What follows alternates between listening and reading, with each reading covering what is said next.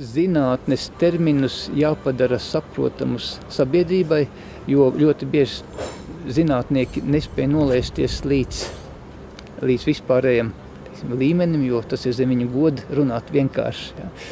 Un otrkārt, tad ir arī jēga šiem iedzīvotājiem maksāt nodokļus, lai zinātnieki varētu taisīt zinātni.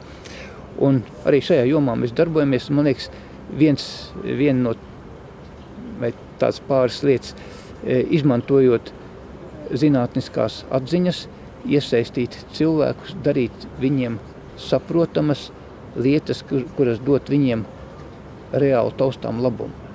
Un atkal jāsaka šeit sadarbībā ar Dagniju Baltiņas kundzi, ar Latvijas Nacionālo komisiju, viena ideja, ko mēs arī attīstām, šādu vienkārši iniciatīvu Lietas upe akmeni.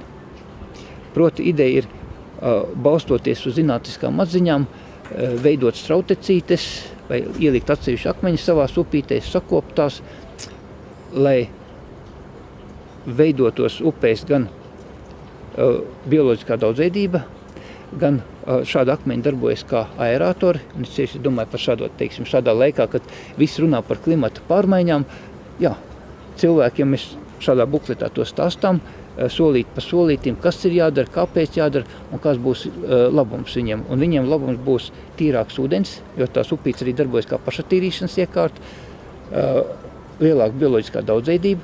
Otrkārt, ainaviski viņi sakārtos šīs upītes, galā tās upes kļūs viņu.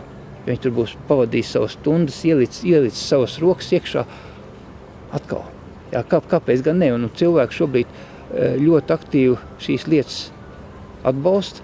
Un tā ir arī viens veids, kā zinātniskās atziņas novadīt pie cilvēkiem.